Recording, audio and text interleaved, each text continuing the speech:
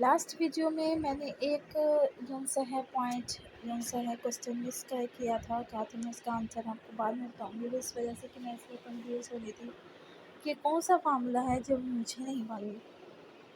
और वही हुआ कि C12H22O1 नहीं है, ये C12H22O11 है। C12H22O11 ये इसका फार्मूला है। जो सही फार्मूला है ये गलत यहाँ पर मिस प्रिंट हो गया।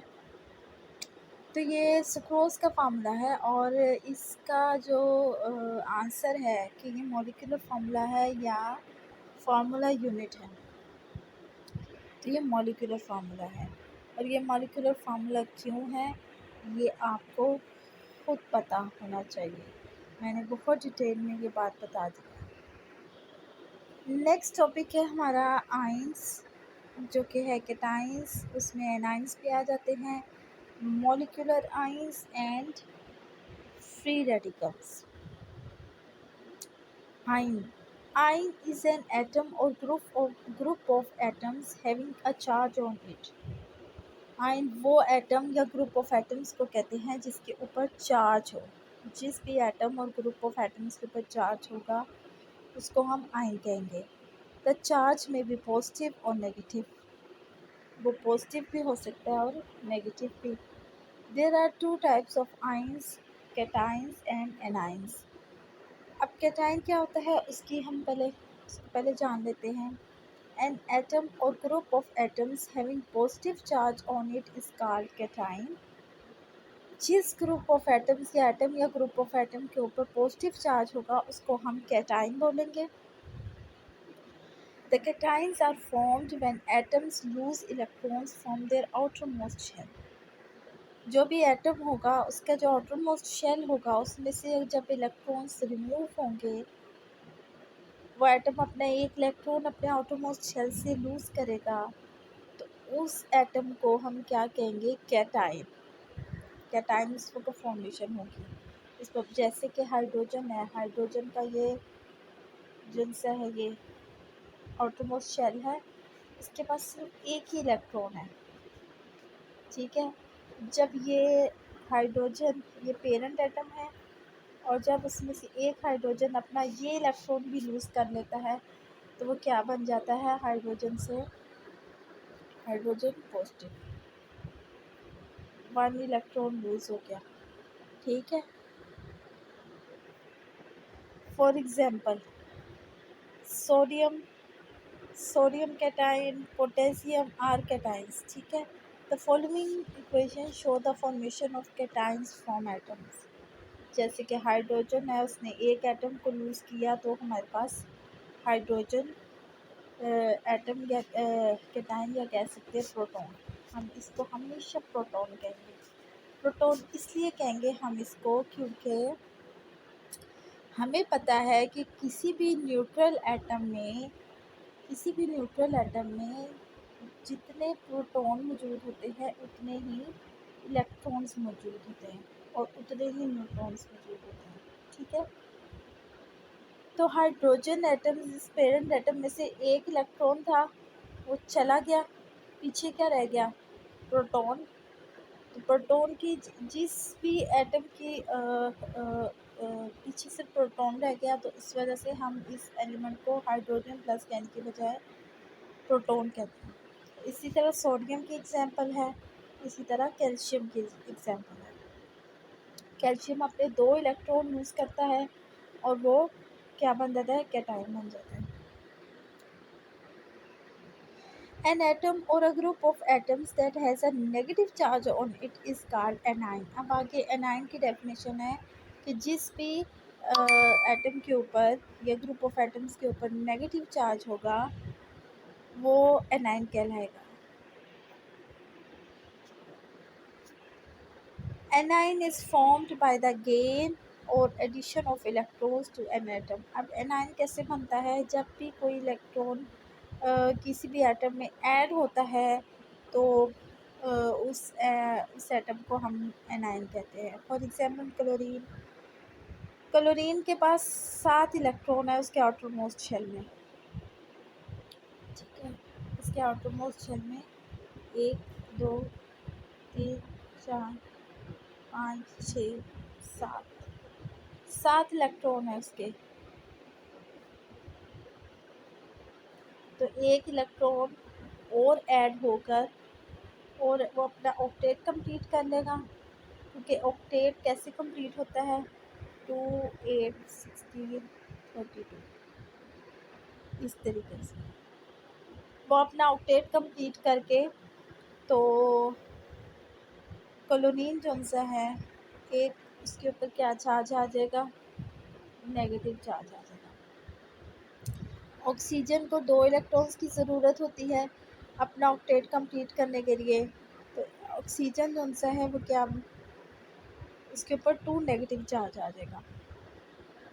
Following examples show the formation of an anion by addition of an electrons to an atom.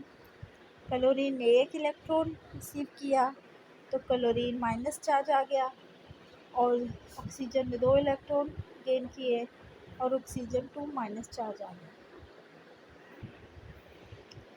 आगे एटम और आयन में क्या डिफरेंस है। It is the smallest particle of an element. Atom जो सा है वो स्मॉलेस्ट, कोई भी एलिमेंट है उसका स्मॉलेस्ट पार्टिकल है, उसको हम कहते हैं atom. It is the smallest unit of an ionic compound. एक आयनिक कंपाउंड है, बहुत बड़ा आयनिक कंपाउंड है, उसका छोटा सा जो पार्ट होता है उसको हम कहते हैं ion. It can or cannot exist independently and can take part in a chemical reaction. ये इंडिपेंडेंटली एग्जिस्ट कर भी सकता है और ये इंडिपेंडेंटली एग्जिस्ट नहीं भी कर सकता, ठीक है। और ये केमिकल रिएक्शन में भी हिस्सा लेता है, जबकि ये इंडिपेंडेंटली एग्जिस्ट नहीं करता and is surrounded by oppositely charged ions. ये ऑपोजिटली चार्ज आयंस के इर्द गिर्द, जैसे कि सोडियम आयन है, तो ये chlorine chlorine chlorine sodium ion है, तो ये क्लोरीन क्लोरीन क्लोरीन क्लोरीन, इससे सारे सराउंडेड, ठीक है। इट इज़ इलेक्ट्रिकली न्यूट्रल, ये इलेक्ट्रिकली न्यूट्रल है बिल्कुल, एटम कौन सा है। It has a net charge at the negative और पॉजिटिव ऑन इट, ठीक है। अब चूँकि आयन के ऊपर पॉजिटिव और नेगेटिव चार्ज है इसलिए ये न्यूट्रल नहीं है, इसके ऊपर समहाउ चार्ज है। आगे है molecular ion. Molecular ion, when a molecule loses or gain an electron it forms a molecular ion. वही बात होगी, पहले हमने एटम की बात की थी, अब हम मॉलिक्यूल की बात करेंगे। जैसे एटम मॉलिक्यूल है, कोई भी इलेक्ट्रॉन को लूज़ करता है या उसको गेन करता है तो वो क्या बन जाता है, एक एटॉमिक आयन बन जाता है। जबकि मॉलिक्यूल जो सा है उसमें से भी अगर लूजेस और गेन हो इलेक्ट्रॉन का तो वो भी मॉलिक्यूलर आयन बन जाता है। हेंस मॉलिक्यूलर आयन और radical is a species having positive और नेगेटिव चार्ज ऑन इट, ठीक है। इसके ऊपर भी पॉजिटिव और नेगेटिव चार्ज होता है। Like other ion they can be cationic molecular ion if they carry positive charge और anionic molecular ion if they carry negative charge. Cationic molecular ions are more abundant than anionic molecular charge ions. ये ज़्यादा जिनसे abundant पाए जाते हैं nature में as compared to anionic, for example CH4 positive, helium positive and N2 positive. When gases are bombarded with high energy electrons in a discharge tube, they ionize to give molecular ion. जब कोई भी molecules जो सा है किसी discharge tube के अंदर मौजूद होती है तो उसको क्या करते हैं, उसको हाई एनर्जी इलेक्ट्रॉन्स उस पर बम्बार्ड किए जाते हैं। जब वो एनर्जी उसके उस मॉलिक्यूल्स पर बम्बार्डेड होती है तो वो इलेक्ट्रॉन्स को उसमें से रिमूव कर लेती है। रिमूव करने की वजह से वो इलेक्ट्रॉन्स जो है वो पॉजिटिव चार्ज या कैटायनिक मॉलिक्यूलर आयन में कन्वर्ट हो जाता है। अब मॉलिक्यूल्स और मॉलिक्यूलर आयन में क्या फ़र्क है, जैसे एटम और आयन में क्या फ़र्क था। Molecule it is the smallest particle of an element or compound which can exist independently and show all the properties of that compound. Similarly, जिस तरह एटम था इसी तरह मॉलिक्यूल है कि स्मॉलेस्ट पार्टिकल है मॉलिक्यूल का जो किसी भी कंपाउंड में पाया जाता है और ये इंडिपेंडेंटली एग्जिस्ट करता है और इसकी सारी प्रॉपर्टी शो करता है जो किसी भी कंपाउंड में पाई जाती है। जबकि molecular ion it is form by gain or lose of electron by molecule. ठीक है, molecule it is always neutral. Atom जैसे एटम न्यूट्रल है इसी तरह मॉलिक्यूल जो है वो इसके ऊपर कोई चार्ज नहीं है, वो भी न्यूट्रल है। मॉलिक्यूलर आयन के ऊपर नेगेटिव और पॉजिटिव चार्ज है। It is form by the combination of atoms. जब दो या दो से ज़्यादा एटम्स बनते हैं आपस में ज्वाइन करते हैं तो मॉलिक्यूल बनता है। ठीक है, and it is form by the ionization of molecule. अभी मैंने आपको आयनाइजेशन की डेफिनेशन बताई है कि आयनाइजेशन क्या होती है, कि किसी भी मॉलिक्यूल में से इलेक्ट्रॉन्स की जो रिमूवल होती है उसको हम आयनाइजेशन कहते हैं। ये स्टेबल यूनिट है। ठीक है, स्टेबल का मतलब ये है कि ये न्यूट्रल होने की वजह से इसके ऊपर ना इसको किसी इलेक्ट्रॉन की ज़रूरत है, ना ही इसके पास ये कैपेसिटी है कि किसी को इलेक्ट्रॉन दे सके, इसलिए ये स्टेबल होता है, ये रिएक्ट नहीं करता। लेकिन मॉलिक्यूलर आयन जो है वो रिएक्टिव स्पीशी होता है। वो इस तरह से कि जब इसके ऊपर एक इलेक्ट्रॉन आ गया या उसने एक इलेक्ट्रॉन दे दिया तो वो कोशिश करेगा कि अपने आप को दोबारा से रीगेन उसी फॉर्म में लेकर आए जिस फॉर्म में पहले था। तो वो स्टेबिलिटी शो नहीं करेगा, तो वो कोशिश करेगा कि वो किसी भी एलिमेंट के दूसरे एलिमेंट के साथ रिएक्ट करके अपने आप को दोबारा से स्टेबल बनाए। नेक्स्ट है free radicals. Free radicals are atoms or group of atoms possessing odd number of unpaired electrons.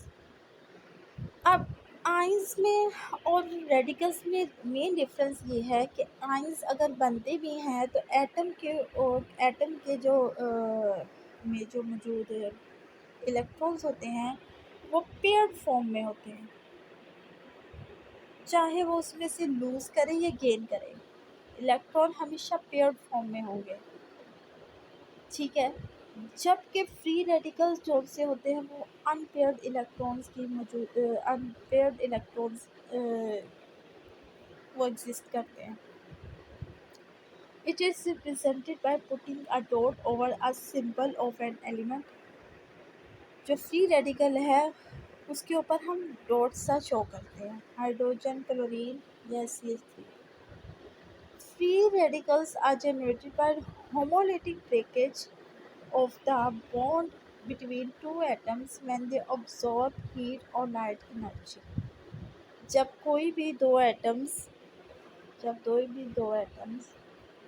जिनसे है वो एनर्जी को अब्जॉर्ब करते हैं तो इसमें होमोलिटिक ब्रेकेज होती है। होमोलिटिक ब्रेकेज होने की वजह से इस तरीके से रेडिकल्स बन जाते हैं। ठीक है, a free radical is extremely reactive species as it has the tendency to complete its। अब क्या है, चूँकि स्टेबिलिटी इस तरह आती है कि कोई भी एलिमेंट जो उनसे आता है उसके एटम में इलेक्ट्रॉन्स जो उनसे हैं वो हमेशा पेयर्ड फॉर्म में होते हैं, पेयर्ड फॉर्म में। ठीक है, जब ये पेयर्ड आपस में ब्रेक होता है तो इलेक्ट्रॉन एक रह गया। अब ये इलेक्ट्रॉन अकेला नहीं रह सकता, इस इलेक्ट्रॉन को एक और इलेक्ट्रॉन की ज़रूरत होगी, इसी वजह से ये कोशिश करेगा कि किसी भी दूसरे स्पीशीज़ के साथ रिएक्ट करके अपने ऑक्टेट को कंप्लीट कर सके और पेयर्ड फॉर्म में वापस आ सके। इसलिए a free radical is extremely reactive species as it has the tendency to complete its octet।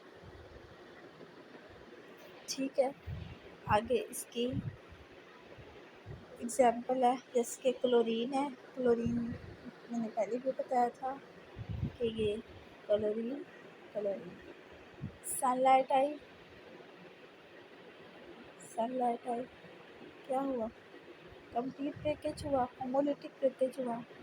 एक ये 2 इलेक्ट्रॉन से मिलके बनता है ना, एक इलेक्ट्रॉन इसकी तरफ आ गया, एक इलेक्ट्रॉन इसकी तरफ आ गया, तो हमारे पास क्या बन गया, एक क्लोरीन और दूसरी क्लोरीन, इसके ऊपर फ्री रेडिकल आ गया। ठीक है, इसी तरह CH4 एंड CH3, ये किस तरह बना, H H H H, ये कंप्लीट ब्रेकिंग हुई, एक इलेक्ट्रॉन इसकी तरफ आ गया और एक इलेक्ट्रॉन इसकी तरफ आ गया, इसलिए CH3 पर एक फ्री रेडिकल आ गया और एक H के ऊपर फ्री रेडिकल आ गया। ठीक है, ions and free radicals, these are the atoms which bear some charge. These are the atoms that have odd number of electrons, odd number of electrons like only one, unpaired number of electrons 1 3 5 7। ठीक है, they exist in solution or in crystal lattice, they can exist in solutions as well as in air, their formation is not affected by the presence of light, they may form in the presence of light। Ice जो से है ज़रूरी नहीं है कि वो light से affected हो, लेकिन फ्री रेडिकल्स हमेशा लाइट सोर्स से बनते हैं, कोई एनर्जी उनको मिलेगी तो फ्री रेडिकल्स बनेंगे। अच्छा, आइस के ऊपर तो चार्ज हो गया, फ्री रेडिकल्स के ऊपर चार्ज नहीं हुआ, वाई, क्योंकि फ्री रेडिकल्स जो से है वो आइस जो सा है वो इलेक्ट्रॉन को लूज करता है या गेन करता है अपने ऑक्टेट को कंप्लीट करने के लिए, जबकि फ्री रेडिकल्स जो है वो अनपेयर्ड इलेक्ट्रॉन में कन्वर्ट हो जाता है। ठीक है, आगे आ गया टाइप्स ऑफ मॉलिक्यूल्स।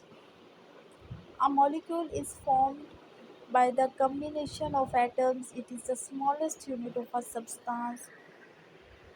सारी बातें ऑलरेडी पहले हमने पढ़ी हुई हैं। It shows all the properties of substance and can exist independently। There are different types of molecules depending upon the number and types of atoms combining। A few types are discussed here। A molecule consisting of only one atom is called monatomic molecule। For example, the inert gases helium, neon, and argon all exist independently in atomic form and they are called monatomic molecule। If a molecule consists of two atoms, it is called diatomic molecule। For example, hydrogen, oxygen, chlorine, and hydrogen chloride। And if consists of three atoms, it is called triatomic molecule। For example, H2O and CO2। If a molecule consists of many atoms, it is called polyatomic। For example, methane, sulfuric acid, and glucose। And next, a molecule containing same type of atoms is called homoatomic molecule। जैसे कि ये homoatomic है। For example hydrogen, oxygen, sulphur, इसमें देखिए सारे numbers देखिए atoms के ध्यान है, लेकिन सेम ही एटम्स पाए जाते हैं। Are the examples of molecules formed by the same type of atoms. When a molecule consists of different kinds of atoms, it is called heteroatomic molecules। For example, CO2, H2O and NH3। इसमें देखिए carbon oxygen अलग-अलग है, hydrogen oxygen अलग-अलग है, nitrogen hydrogen अलग-अलग है। सो ये हेटेरोटॉमिक molecule.